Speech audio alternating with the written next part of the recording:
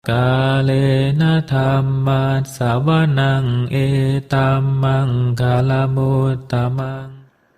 Kali ini kita akan membacakan sebuah buku yang berjudul Makanan untuk Hati oleh Ajahn Chah.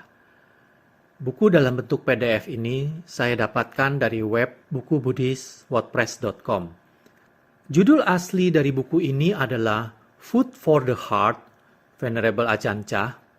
Tidak dijelaskan siapa yang menerjemahkan dari bahasa Thai ke bahasa Inggris, karena di dalam versi yang bahasa Indonesia ini, introduction atau pendahuluannya tidak diterjemahkan.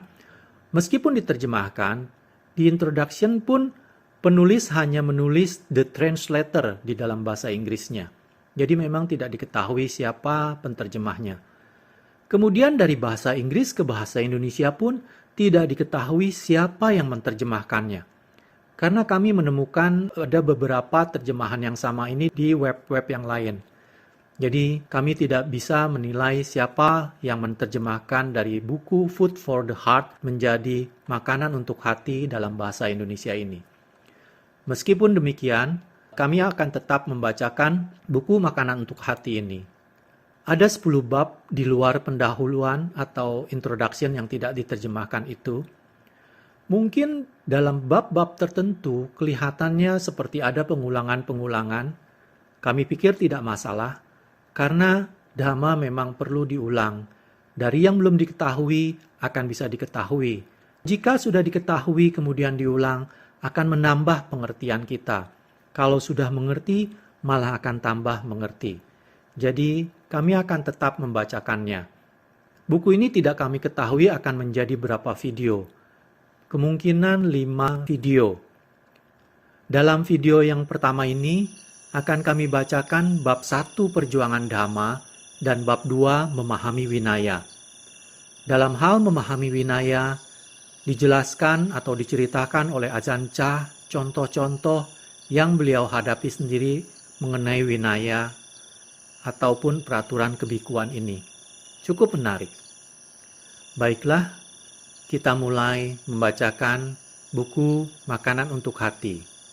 Kita mulai dengan bab 1. Perjuangan Dhamma. Kalahkan ketamakan, kalahkan kebencian, kalahkan kebodohan atau hayalan. Mereka ini merupakan musuh-musuh. Dalam praktek Buddha Dhamma, jalan Sang Buddha, kita berjuang menggunakan Dhamma, menggunakan ketahanan kesabaran. Kita berjuang dengan melawan suasana hati kita yang tak terhitung jumlah banyak macamnya. Dhamma dan dunia ini saling berhubungan. Di mana ada Dhamma, di sana ada dunia. Di mana ada dunia, di sana ada Dhamma. Di mana ada kotoran batin, di sana ada orang-orang yang menaklukkan kotoran batin, yang berjuang melawan kotoran-kotoran batin. Inilah yang disebut berjuang di dalam batin. Kalau berjuang secara fisik, orang-orang menggunakan bom dan senapan untuk melempar dan menembak. Mereka menaklukkan dan ditaklukkan. Menaklukkan pihak lain adalah jalan duniawi. Di dalam pelaksanaan Dhamma, kita tidak perlu menaklukkan pihak lain, tapi sebaliknya menaklukkan pikiran kita sendiri. Dengan sabar, menahan serta melawan semua suasana hati kita. Ketika mempraktikkan Dhamma, kita tidak menyimpan kemarahan dan kebencian, tetapi sebaliknya melepaskan semua bentuk itikat jahat di dalam perbuatan dan pikiran kita. Membebaskan diri kita dari keiri hatian, ketidaksukaan, dan kemarahan. Kebencian hanya dapat diatasi dengan tidak menyimpan kemarahan dan dendam. Perbuatan-perbuatan yang menyakitkan dan pembalasan dendam adalah berbeda, tetapi sangat berkaitan.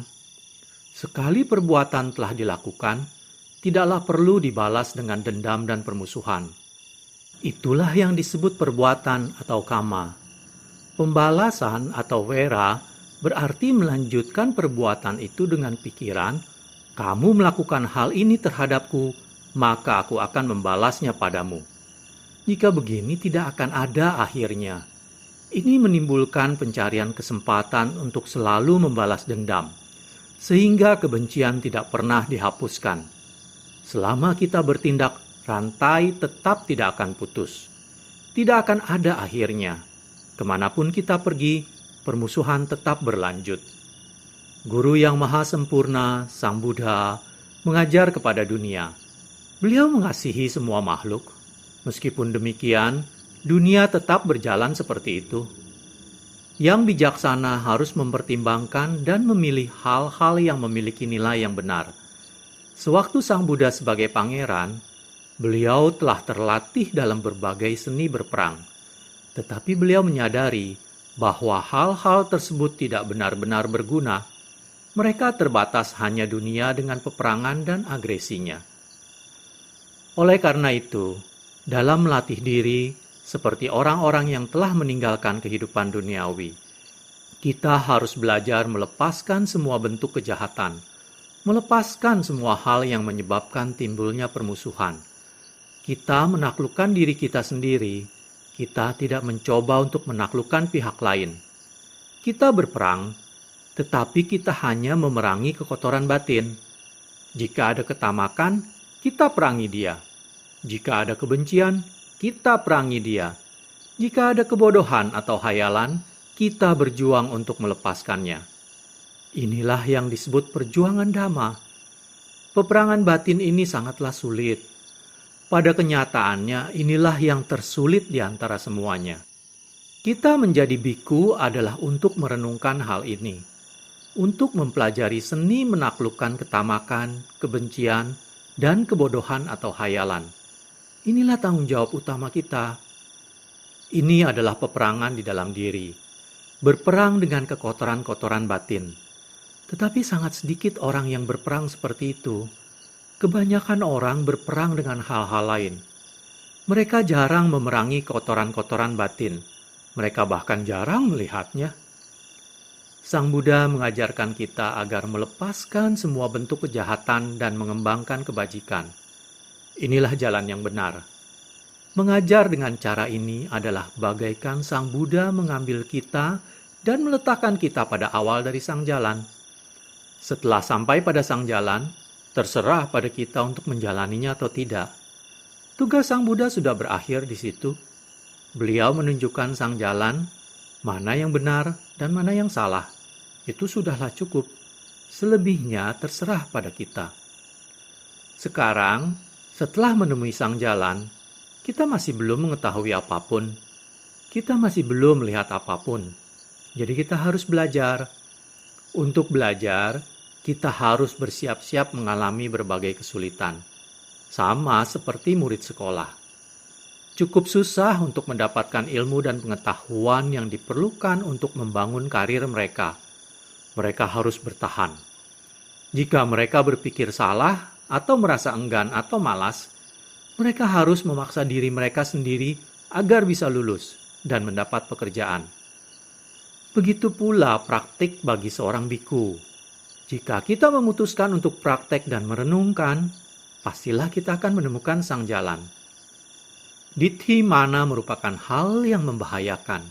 Ditthi berarti pandangan atau pendapat. Semua bentuk pandangan disebut ditthi. Melihat kebaikan sebagai kejahatan, melihat kejahatan sebagai kebaikan. Bagaimanapun cara kita memandang sesuatu, ini bukan persoalannya. Persoalannya adalah terletak pada kemelekatan terhadap pandangan-pandangan tersebut, yang disebut mana. Berpegang pada pandangan-pandangan tersebut seolah-olah mereka merupakan kebenaran. Inilah yang menyebabkan kita berputar dari kelahiran menuju kematian. Tidak pernah mencapai penyelesaian. Hanya karena kemelekatan itu. Itulah sebabnya Sang Buddha mendorong kita untuk melepaskan berbagai pandangan. Jika banyak orang hidup bersama, seperti kita di sini, mereka tetap dapat praktek dengan nyaman jika pandangan mereka selaras atau harmoni. Tetapi walaupun hanya 2 atau 3 orang biku akan menghadapi kesulitan jika pandangan mereka tidak baik atau selaras. Bila kita merendah hati dan melepaskan berbagai pandangan kita, biarpun kita banyak, kita datang bersama ke hadapan Sang Buddha, Dhamma dan Sangha, 3 permata, Sang Buddha, Dhamma, ajaran beliau, serta Sangha, golongan wiharawan atau mereka yang telah memahami Dhamma. Adalah tidak tepat mengatakan bahwa akan ada perselisihan hanya karena ada banyak orang di antara kita. Lihatlah si kaki 1000. Ia mempunyai banyak kaki, bukan? Dengan melihat padanya, kalian mungkin berpikir ia akan sulit berjalan. Tetapi sesungguhnya tidak. Ia memiliki aturan dan iramanya sendiri. Begitu pula dalam praktek kita. Jika kita praktek sesuai dengan yang dipraktekkan oleh Sangha mulia dari Sang Buddha, maka semuanya akan mudah. Mereka adalah Supatipano, mereka yang berpraktek dengan baik, Ujupatipano, mereka yang praktek dengan lurus, Nyayapatipano, mereka yang praktek untuk mengatasi penderitaan, dan Samicipatipano, mereka yang praktek dengan semestinya. 4 sifat ini jika dikembangkan dalam diri kita akan menjadikan kita anggota Sangha yang sejati. Meskipun jumlah kita ratusan atau ribuan, tidak peduli berapapun jumlah kita semua menempuh jalan yang sama. Kita berasal dari latar belakang yang berbeda-beda, tetapi kita adalah sama. Meskipun pandangan kita mungkin berbeda-beda, jika kita praktek dengan benar, maka tak akan terjadi perselisihan. Sama seperti semua sungai besar dan kecil yang mengalir ke laut. Begitu mereka sampai ke laut, mereka akan mempunyai rasa dan warna yang sama. Begitu pula halnya dengan orang-orang. Bila mana mereka masuk ke dalam arus Dhamma, hanya ada satu Dhamma.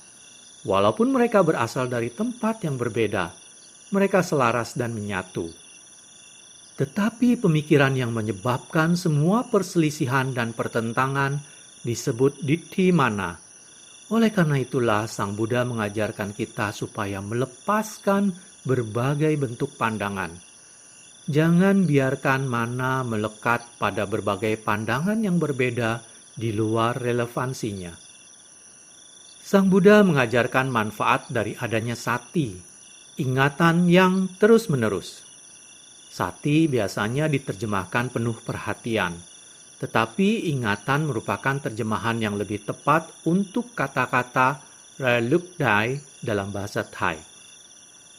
Apakah kita sedang berdiri, berjalan, duduk, atau berbaring, dimanapun kita berada, kita harus memiliki kekuatan ingatan ini.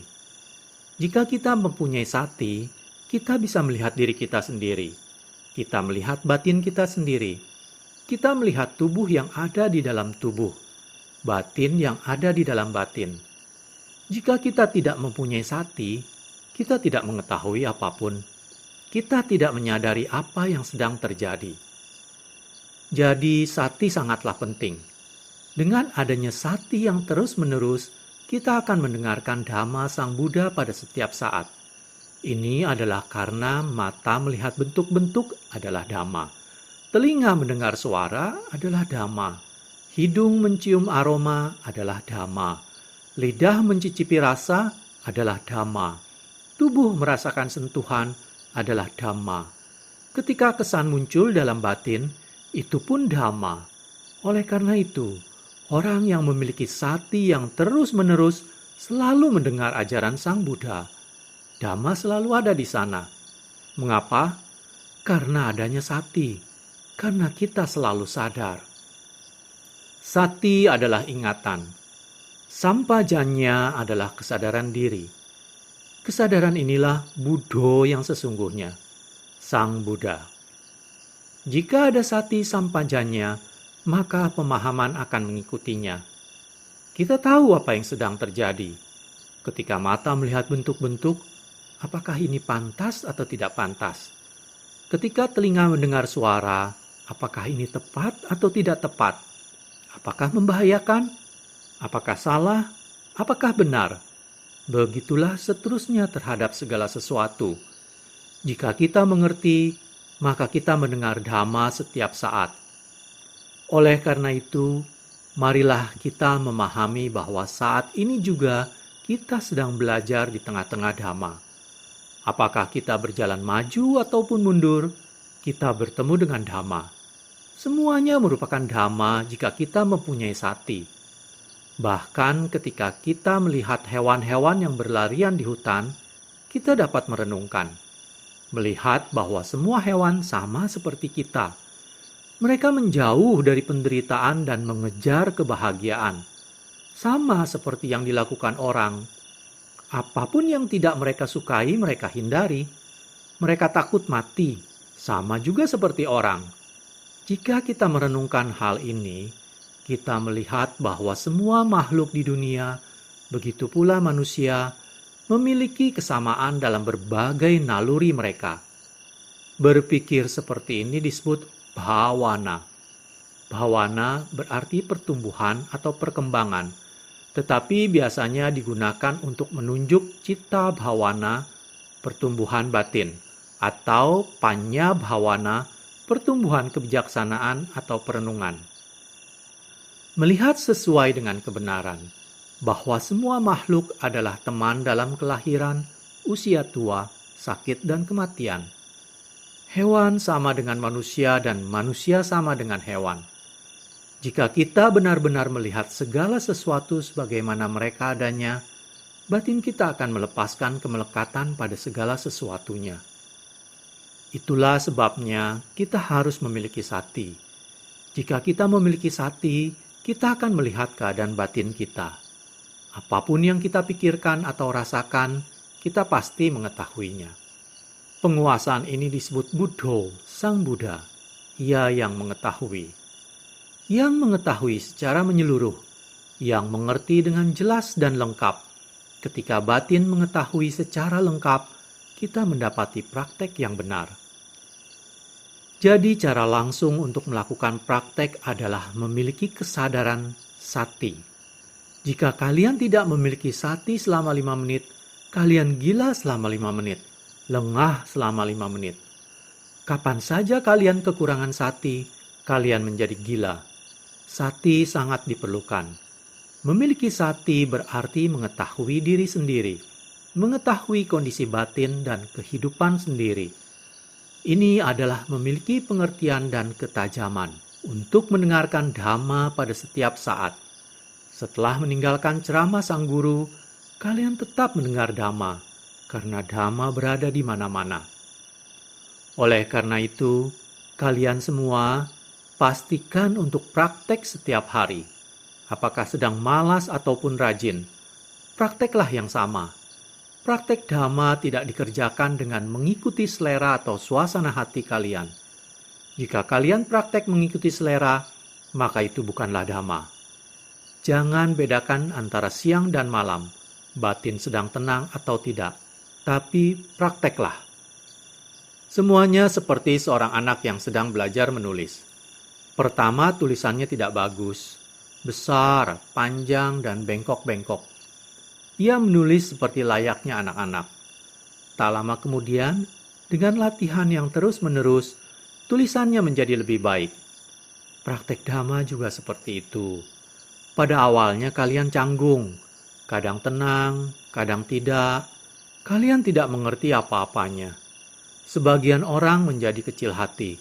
Jangan patah semangat. Kalian harus tetap praktek. Hiduplah dengan usaha, seperti anak sekolah. Dengan bertambahnya usia, ia menulis lebih baik. Dari menulis jelek, ia belajar menulis rapi. Semuanya karena latihan sejak masa kanak-kanak. Praktek kita pun seperti ini.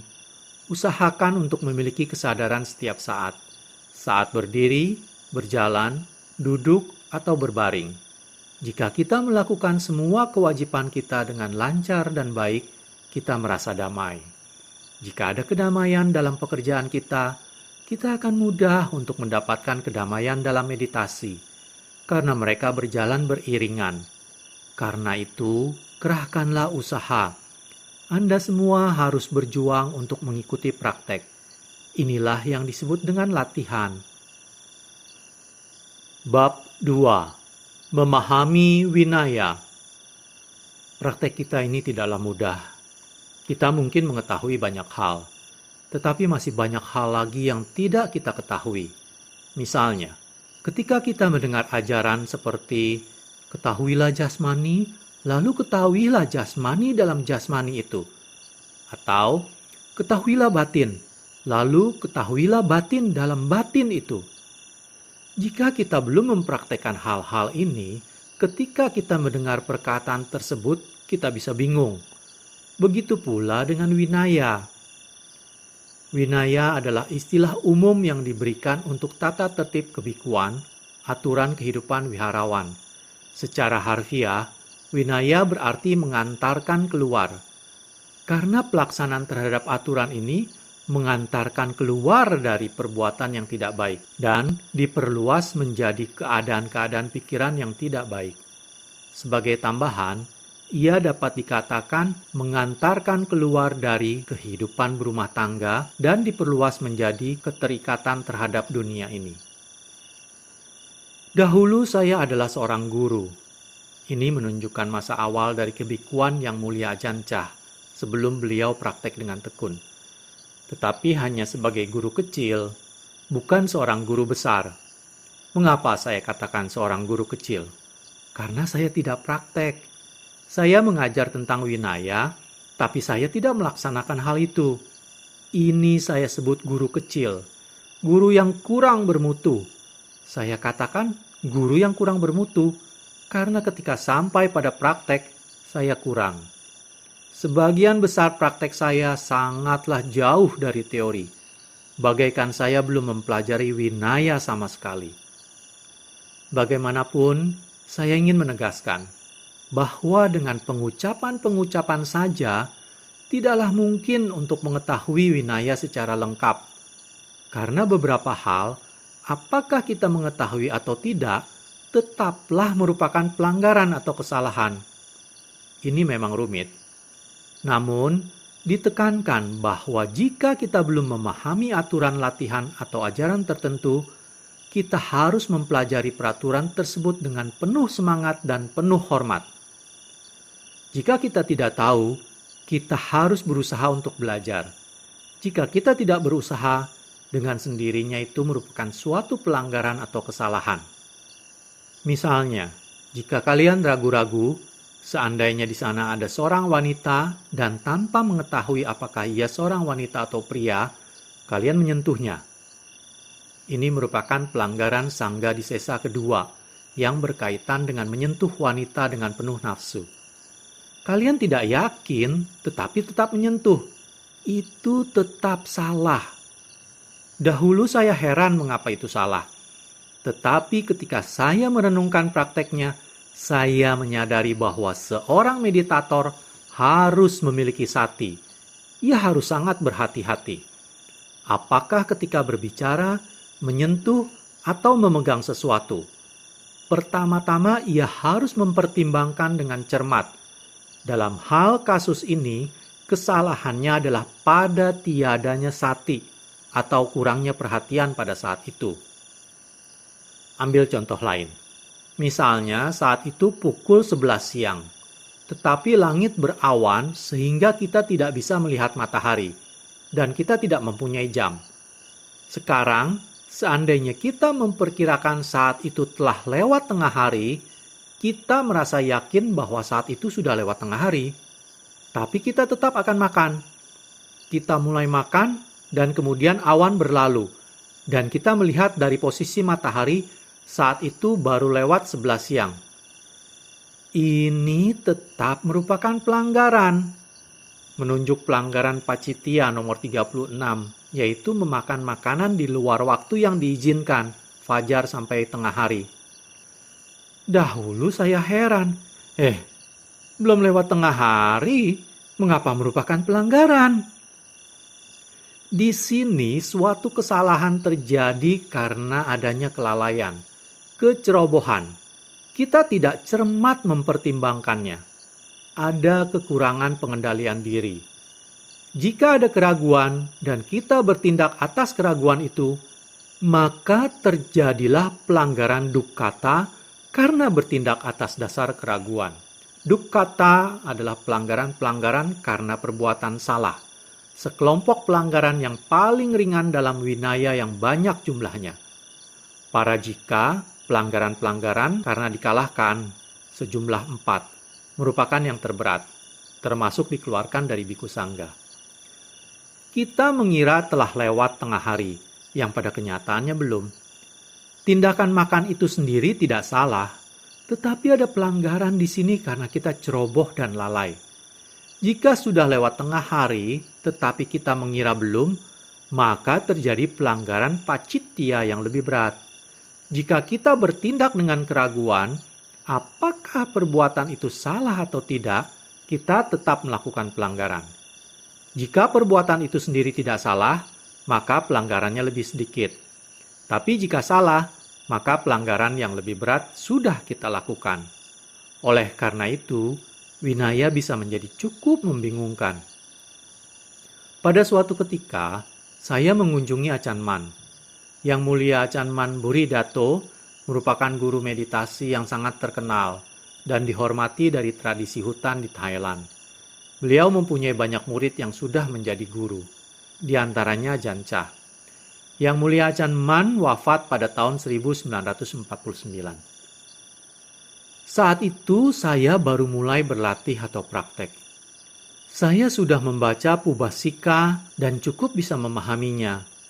Kemudian, saya melanjutkan dengan membaca Visuddhimagga, di mana sang penulis itu menulis tentang sila nidesa, atau bagian tentang peraturan-peraturan sila.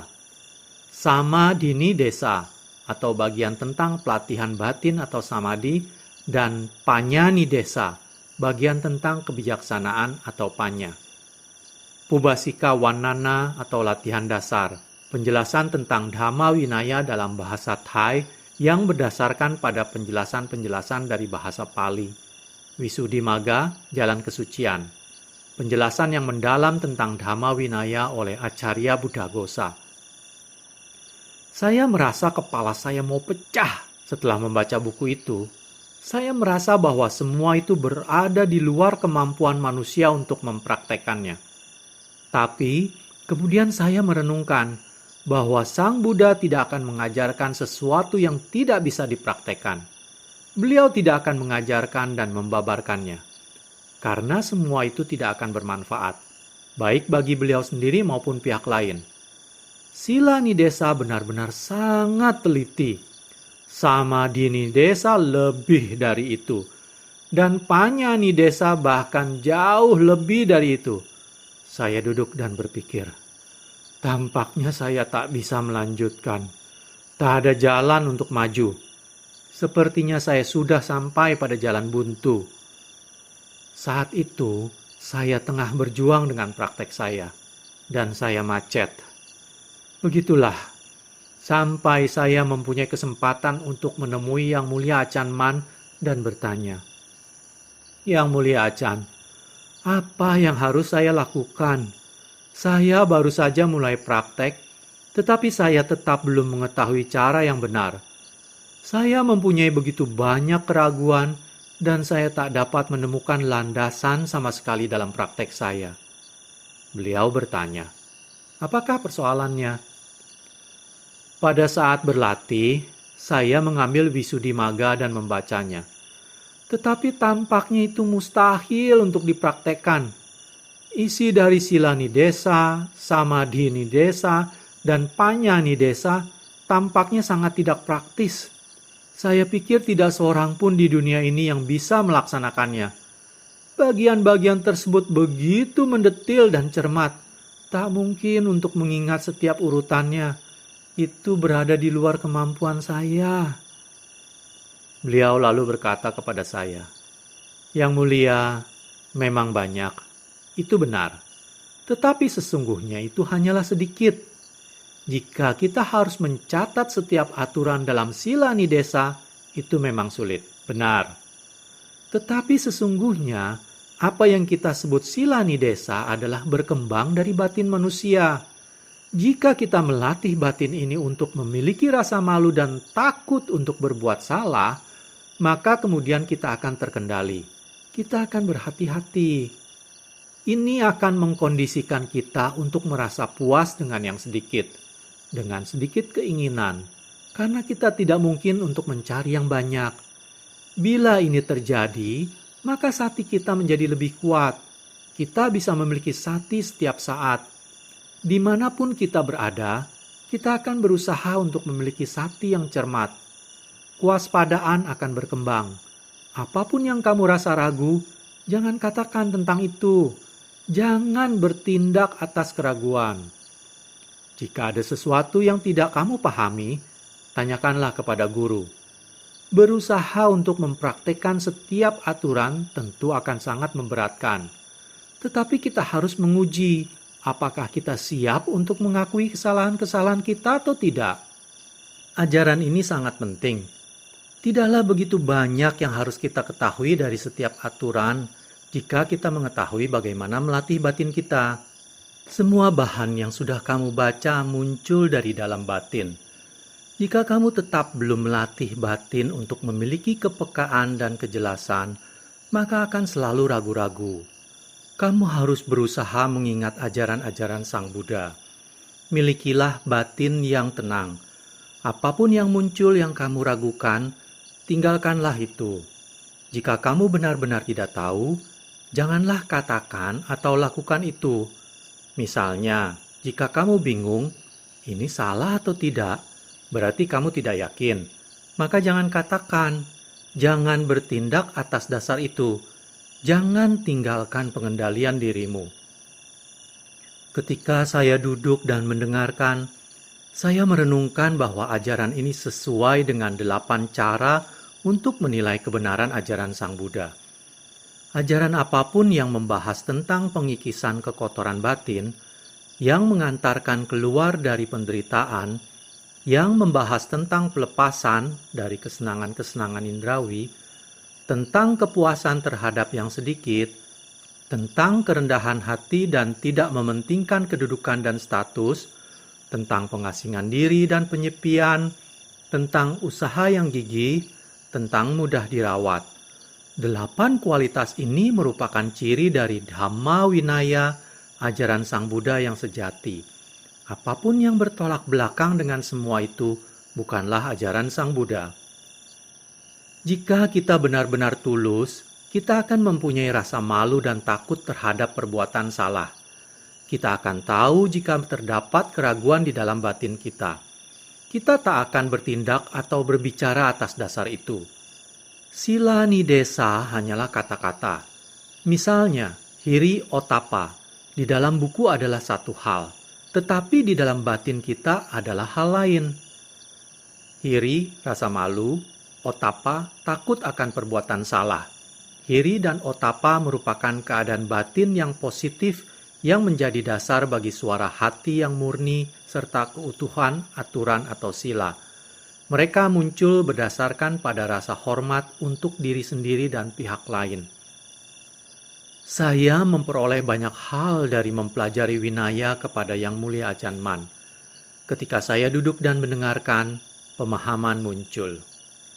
Jadi, tentang Winaya saya sudah mempelajarinya. Beberapa hari selama pengasingan diri dalam masa wasa musim hujan saya. Belajar dari pukul 6 petang sampai fajar keesokan hari. Saya cukup memahaminya. Semua faktor apati adalah istilah untuk pelanggaran dari berbagai kelompok bagi para biku. Semua faktor apati yang tercakup di dalam Pubbasika saya catat dalam buku dan simpan dalam tas saya. Saya sungguh-sungguh mengerahkan usaha terhadap hal itu. Tetapi selanjutnya secara bertahap saya lepaskan. Itu terlalu banyak. Saya tidak mengetahui mana intisari dan mana perlengkapannya. Saya ambil semuanya. Ketika saya memahami lebih sempurna, saya lepaskan itu. Karena itu terlalu berat. Saya hanya mengarahkan perhatian pada batin dan secara bertahap melepaskan naskah-naskah. Akan tetapi, saat mengajar para biku di sini, saya tetap memakai Pubbasika sebagai standar saya. Selama bertahun-tahun di sini, di Wat Papong, hanya saya sendiri yang membacakannya pada kumpulan biku saat pertemuan. Pada saat itu, saya akan menempati kursi dhamma dan terus membacakannya paling tidak sampai pukul 11 atau tengah malam. Beberapa hari bahkan sampai pukul 1 atau 2 dini hari. Kami sangat berminat, dan kami berlatih. Setelah mendengarkan pembacaan Winaya, kami akan pergi dan merenungkan apa yang sudah kami dengar. Kalian tidak bisa memahami Winaya hanya dengan mendengarkan saja. Setelah mendengarkan, kalian harus menguji serta menyelidikinya lebih lanjut. Walaupun saya sudah mempelajarinya selama bertahun-tahun, pengetahuan saya tetap belum sempurna karena begitu banyak ambiguitas atau mempunyai banyak arti dalam naskah-naskah itu. Sekarang setelah lewat begitu lama dari saat saya mempelajari dari buku-buku, ingatan saya pada berbagai aturan latihan sudah agak berkurang. Tetapi tak ada kekurangan dalam batin saya. Ada suatu standar di sana. Tidak ada keraguan, tapi terdapat pemahaman di sana. Saya singkirkan buku-buku itu dan memusatkan perhatian pada pengembangan batin. Saya tidak mempunyai keraguan terhadap aturan latihan sila yang manapun. Batin menghargai kebajikan sila. Batin tak berani melakukan kesalahan, baik di depan umum maupun secara pribadi. Saya tidak membunuh binatang, bahkan yang kecil sekalipun. Seandainya seseorang, misalnya meminta saya agar sengaja membunuh seekor semut atau rayap, atau melumatnya dengan tangan saya tidak dapat melakukannya. Biarpun seandainya mereka akan memberikan banyak uang untuk itu, hanya untuk seekor semut atau rayap. Bagi saya, kehidupan semut itu lebih berharga daripada uang-uang itu. Akan tetapi, mungkin saya bisa menyebabkan kematiannya. Seperti misalnya sesuatu merayap di kaki saya, dan saya mengibaskannya. Mungkin ia mati. Tetapi ketika saya melihat ke dalam batin, tidak ada rasa bersalah di sini. Tidak ada kegoyahan atau keraguan-raguan di sini. Mengapa? Karena di sana tidak ada kehendak. Silang wadami bikawe cetanahang. Kehendak adalah intisari dari latihan sila. Dengan pertimbangan itu, saya melihat tidak ada kehendak untuk membunuh. Suatu saat ketika sedang berjalan, saya mungkin menginjak serangga dan ia terbunuh. Pada masa lalu, sebelum saya betul-betul memahami, saya akan bersedih menghadapi kejadian seperti itu. Saya akan berpikir bahwa saya sudah melakukan pelanggaran. Mengapa? Tidak ada kehendak di sana. Tidak ada kehendak di sana. Tetapi saya kurang berhati-hati. Saya akan terus gundah dan gelisah. Jadi Winaya ini merupakan sesuatu yang bisa mengganggu para pelaksana dhamma. Tetapi ia juga mempunyai nilai tersendiri berkaitan dengan apa yang dikatakan oleh para guru. Apapun aturan latihan yang belum kamu ketahui harus kamu pelajari. Jika kamu tidak tahu, maka kamu harus menanyakannya kepada yang tahu. Mereka sangat menekankan hal ini. Sekarang jika kita tidak mengetahui aturan latihan, kita tidak akan menyadari pelanggaran yang sudah kita lakukan. Sebagai contoh misalnya, seorang tera pada masa lampau, Ajahn Paul dari Wat Khao Wonggot di Provinsi Lopburi, pada suatu hari seorang maha, murid beliau, duduk bersamanya. Ketika sekelompok wanita datang dan bertanya, "Luang Por, kami ingin mengajak Anda berpiknik bersama kami. Maukah Anda ikut?" Di sini maha berarti gelar yang diberikan kepada para biku yang sudah menyelesaikan pendidikan bahasa Pali sampai dengan tahun keempat atau lebih. Luang Por Pao tidak menjawab.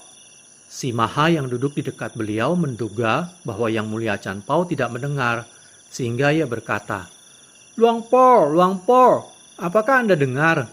Kelompok wanita ini mengundang Anda untuk pergi berpiknik." Beliau menjawab, "Saya dengar." Para wanita itu bertanya lagi, "Luang Por, Anda mau ikut atau tidak?" Beliau tetap duduk di sana tanpa menjawab, sehingga tak terjadi apapun dari undangan ini.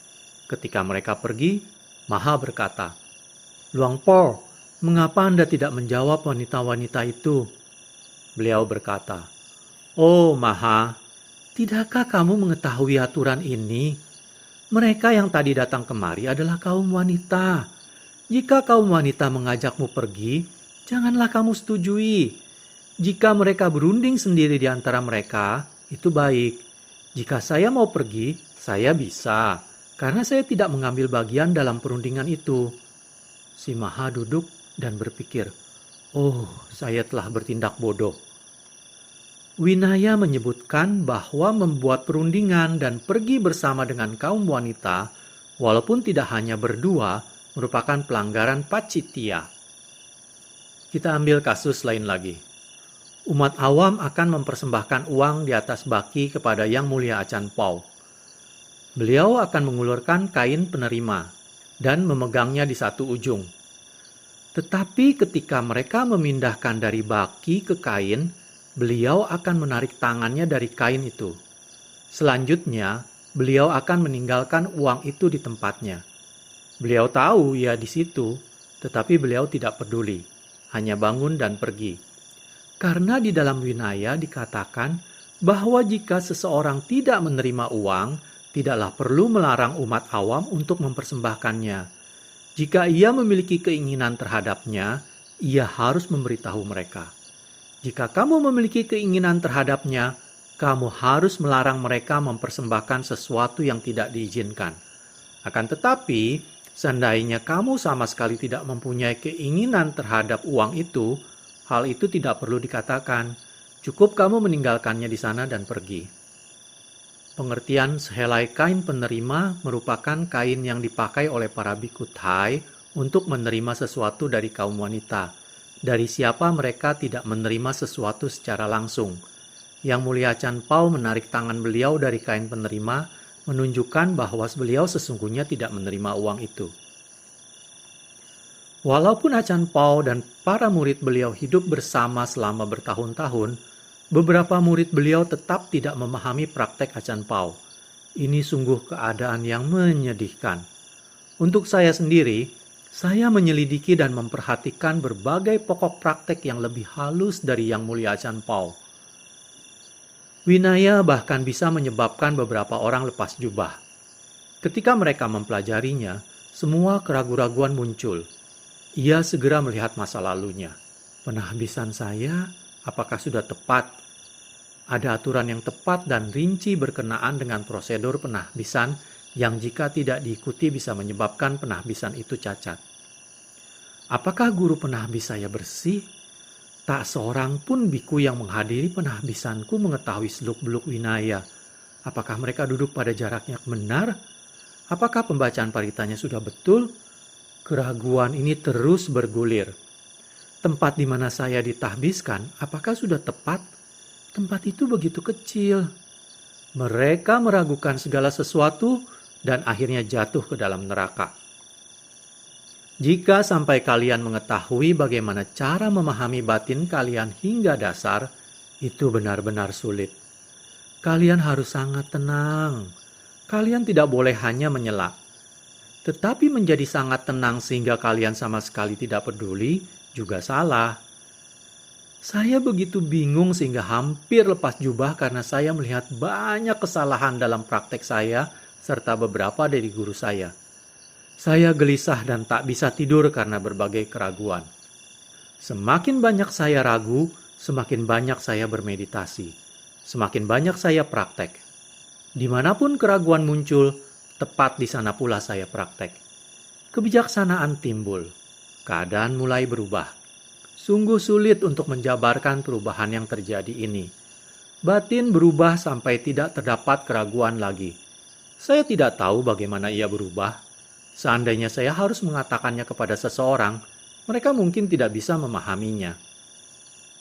Jadi saya merenungkan ajaran Pacatang Weditabo Winyuhi. Yang bijaksana harus mengetahui untuk dirinya sendiri. Itu haruslah menjadi pengetahuan yang muncul melalui pengalaman langsung. Mempelajari Dhamma Winaya tentunya betul.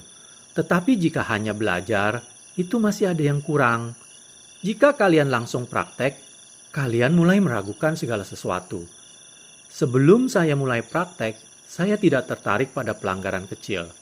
Tetapi ketika saya mulai praktek, bahkan berbagai pelanggaran dukkata menjadi sepenting pelanggaran parajika. Pada awalnya, pelanggaran dukkata tampak sepele, hanya sesuatu yang tidak berarti. Begitulah saya menilai mereka. Mungkin di petang hari, kalian dapat mengakui kesalahan tersebut dan itu bisa dilakukan. Dan kemudian kalian bisa melanggar lagi. pengakuan semacam ini tidaklah tulus. Karena kalian tidak menghentikannya, kalian tidak memutuskan untuk berubah. Tidak ada pengendalian diri, kalian harus melakukannya lagi.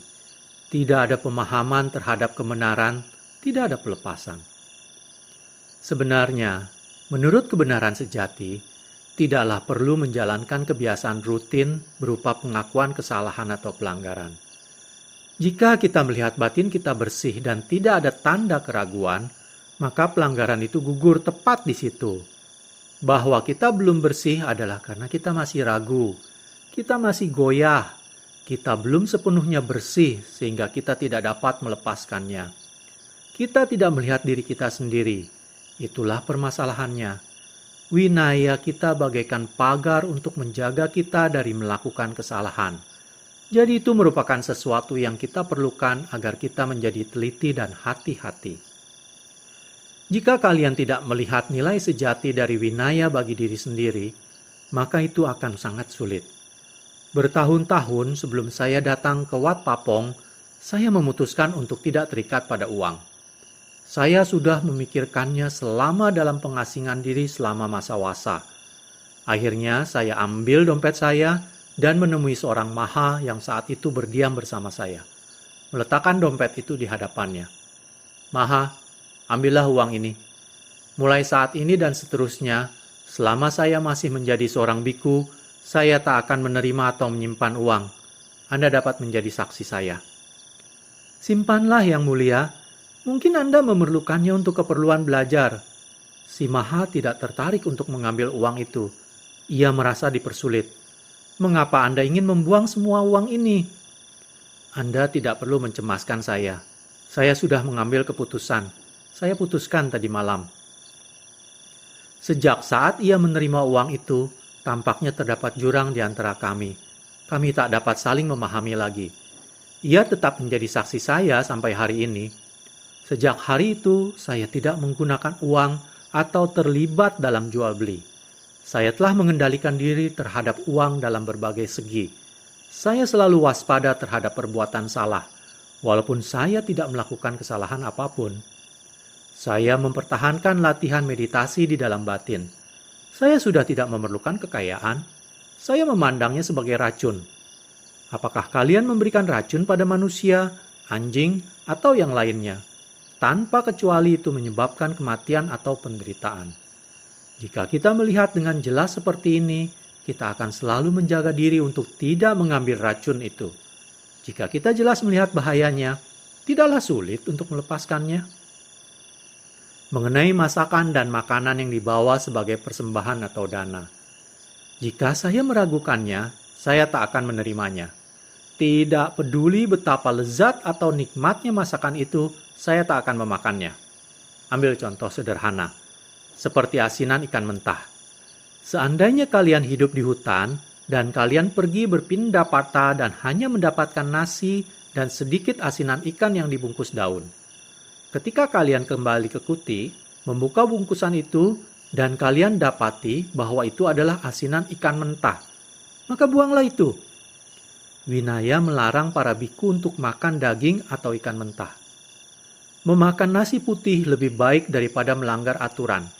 Semuanya haruslah seperti ini sebelum kalian dapat mengatakan bahwa kalian benar-benar telah paham. Maka kemudian winaya menjadi lebih sederhana. Jika biku-biku lain ingin memberikan kebutuhan-kebutuhan kepada saya seperti mangkuk, alat pencukur, atau yang lainnya, saya tak akan menerimanya, kecuali saya mengetahui bahwa mereka merupakan teman praktek dengan standar winaya yang sama. Mengapa tidak? Bagaimana kalian bisa mempercayai seseorang yang tidak mengendalikan diri? Mereka bisa melakukan hal-hal apa saja. Para biku yang tidak mengendalikan diri tidak melihat nilai winaya. Jadi mungkin saja mereka mendapatkan barang-barang tersebut dengan cara yang tidak pantas. Saya benar-benar mencermati hal itu. Sebagai akibatnya, beberapa teman biku saya tidak setuju pada saya. Ia tak mau bergaul, ia tidak mau membaur. Saya tidak goyah. Saya pikir, pasti kita akan berbaur ketika kita telah mati. Saya berpikir, bila mana telah mati, Kita semua berada dalam kapal yang sama. Saya hidup dengan kesabaran. Saya adalah orang yang sedikit bicara. Jika pihak lain mengkritik praktek saya tidak goyah. Mengapa? Karena biarpun saya menjelaskannya kepada mereka, mereka tak akan mengerti. Mereka tak mengerti apa-apa tentang praktek. Seperti waktu itu ketika saya akan diundang untuk upacara pemakaman dan seseorang berkata, "Jangan dengarkan dia. Masukkan saja uang itu ke dalam tasnya dan jangan katakan apapun tentang hal itu. Jangan biarkan ia tahu." Walaupun merupakan pelanggaran bagi para biku untuk menerima uang, banyak juga yang melakukannya. Beberapa biku mau menerimanya walaupun tampaknya tidak. Inilah mungkin yang menyebabkan umat awam menilai penolakan Yang Mulia Acan untuk menerima uang. Dengan berpikir bahwa beliau sesungguhnya mau menerima jika mereka tidak terang-terangan menyerahkan pada beliau, tetapi menyelipkannya dalam tas beliau. Saya katakan, "Hei, kamu pikir saya ini mati atau sejenisnya? Tahukah kalian, hanya karena orang menyebut alkohol sebagai wewangian, tidak akan menjadikannya sebagai wewangian. Tetapi ketika kalian ingin minum alkohol, kalian menyebutnya wewangian, maju terus dan meminumnya, kalian pasti sudah gila." Karena itu winaya bisa menjadi sulit. Kalian harus puas dengan yang sedikit, menyendiri, kalian harus melihat dan melihat dengan benar. Suatu kali, ketika saya pergi melewati Saraburi, kelompok saya tinggal di wihara desa beberapa saat. Ketua wihara di sana kira-kira setua saya. Di pagi hari, kami semua pergi berpindah patah bersama. Kemudian kembali ke wihara dan meletakkan mangkuk kami. Kemudian, umat-umat akan membawa berpiring-piring masakan ke dalam ruang makan dan meletakkannya. Selanjutnya, para biku akan pergi dan mengambilnya, membuka dan meletakkannya dalam satu garis untuk diserahkan secara resmi. Satu biku akan meletakkan jarinya di atas piring pada satu sisi dan seorang umat memegang piring di sisi yang lain. Begitulah, dengan demikian cara itu, para biku akan membawa makanan-makanan itu dan membagikannya untuk dimakan. Kira-kira 5 orang biku yang ikut pergi bersama saya saat itu, tetapi tidak seorang pun dari kami yang mau menyentuh masakan itu. Pada pindah patah, semua yang kami terima adalah nasi putih. Jadi kita duduk bersama mereka dan memakan nasi putih. Tidak seorang pun dari kami yang berani makan masakan dari piring-piring itu. Ini terjadi selama beberapa hari, sampai saya menyadari bahwa sang ketua wihara merasa terganggu dengan perilaku kami. Mungkin salah seorang biku di sana melaporkan, "Biku-biku tamu ini tidak mau memakan masakan manapun. Saya tidak tahu apa maunya mereka." Saya harus tinggal di sana untuk beberapa hari lagi, maka saya menemui sang ketua wihara untuk menjelaskan. Saya berkata, "Yang Mulia, bisakah saya mengganggu sebentar? Saat ini saya ada sedikit urusan yang mana saya harus meminta kesediaan Anda untuk menerima kami beberapa hari lagi. Tetapi saya khawatir ada 1 atau 2 hal yang membuat Anda dan murid-murid Anda bingung, yaitu berkenaan dengan kami tidak memakan masakan yang diberikan oleh umat. Saya ingin menjelaskan hal ini kepada Anda. Sungguh tidak ada apa-apa, hanya saja saya sudah belajar untuk praktek seperti ini, yaitu cara menerima dana atau pemberian makanan. Ketika umat meletakkan masakan, dan seterusnya para biku pergi dan membuka piring-piring itu, memilih mereka, dan kemudian diserahkan secara resmi, ini salah. Ini pelanggaran dukkata, terutama mengurus dan memegang masakan yang secara resmi belum diserahkan ke dalam tangan para biku. Merusak masakan tadi. Menurut Winaya, biku yang makan masakan itu melakukan suatu pelanggaran. Hanya karena itu kawan, saya tidak mengkritik siapapun, atau saya berusaha memaksa Anda dan para biku untuk berhenti berbuat begitu. Sama sekali tidak. Saya hanya ingin mengutarakan maksud baik saya, karena saya perlu tinggal di sini untuk beberapa hari lagi. Ia merangkapkan tangannya beranjali. Sadhu, hebat.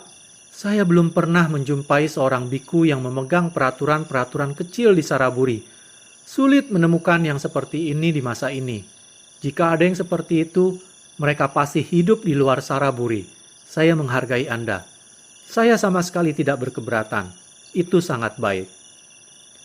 Keterangan Anjali, cara tradisional untuk memberi salam atau menunjukkan rasa hormat seperti salam bahasa India, namaste atau wai dalam bahasa Thai. Sadu dalam tanda kutip itu baik adalah cara untuk menunjukkan penghargaan atau persetujuan. Keesokan paginya, ketika kami kembali pada Pindapata, tak seorang biku pun mendekati piring-piring itu. Umat sendiri yang memilih dan menyerahkan makanan-makanan tersebut, karena mereka takut para biku tak mau memakannya. Sejak saat itu, para biku dan samanera di sana tampak sangat cemas. Maka saya berusaha untuk menjelaskannya pada mereka untuk menenteramkan batin mereka. Saya pikir mereka takut pada kami. Mereka masuk ke dalam kamar dan mengunci diri dalam kebisuan. Saya mengambil Sang Buddha sebagai teladan saya. Kemanapun saya pergi, apapun yang dilakukan orang lain, saya tak akan melibatkan diri. Saya hanya tekun melaksanakan praktek. Karena saya peduli pada diri saya sendiri. Saya peduli pada praktek. Mereka yang tidak menjalankan winaya atau berlatih meditasi tidak dapat hidup bersama dengan mereka yang berlatih. Mereka pasti mengambil jalan yang terpisah. Oleh karena itu, kalian yang ingin pergi dan membangun pusat-pusat meditasi di hutan, jangan lakukan itu. Jika kalian belum benar-benar mengerti, jangan bersusah-susah mencoba. Kalian hanya akan membuatnya menjadi kacau. Sebagian biku mengira bahwa dengan hidup di hutan, mereka akan menemukan kedamaian. Tetapi mereka tetap belum memahami hal-hal pokok tentang meditasi. Mereka memotong rumput sendiri, melakukan semuanya sendiri. Mereka yang sudah memahami praktek tidak berminat pada tempat-tempat seperti itu. Mereka tak akan sejahtera. Bertindak seperti itu tidak akan membawa kemajuan. Tidak peduli betapa damainya hutan itu, kalian tidak akan mendapat kemajuan jika kalian mengerjakannya secara salah. Penjelasan, memotong rumput sendiri merupakan pelanggaran lainnya pada peraturan tata tertib, pelanggaran pacitya. Mereka melihat para biku hutan hidup di hutan, dan mereka pergi ke hutan untuk hidup seperti mereka. Tetapi itu tidaklah sama. Jubah-jubah tidak sama. Kebiasaan-kebiasaan makan tidak sama. Semua berbeda. Yakni, mereka tidak mengendalikan diri mereka. Mereka tidak praktek atau berlatih. Tempat menjadi sia-sia. Ia tidak mengenai sasaran. Jika ia memenuhi sasaran, hanyalah sebatas satu tempat untuk pamer atau publikasi. Sama seperti pertunjukan penjual obat. Tidak lebih dari itu. Mereka yang berlatih hanya sejenak dan selanjutnya pergi mengajar orang lain sesungguhnya belum matang. Mereka belum sepenuhnya mengerti. Mereka segera akan menyerah dan semuanya berantakan. Hal itu hanya menimbulkan persoalan. Jadi agaknya kita harus belajar. Lihat Nawakowada. Apa yang dikatakannya? Pelajari, ingat, sampai kalian memahaminya. Setiap waktu tanyakanlah kepada guru kalian berkenaan dengan pokok-pokok yang lebih dalam. Beliau akan menjelaskannya. Belajarlah seperti itu sampai kalian benar-benar memahami winaya. Penjelasan Nawakowada adalah sebuah ringkasan sederhana tentang dasar-dasar Dhamma Winaya. Kalena dhammat savanang etamang kalamutamang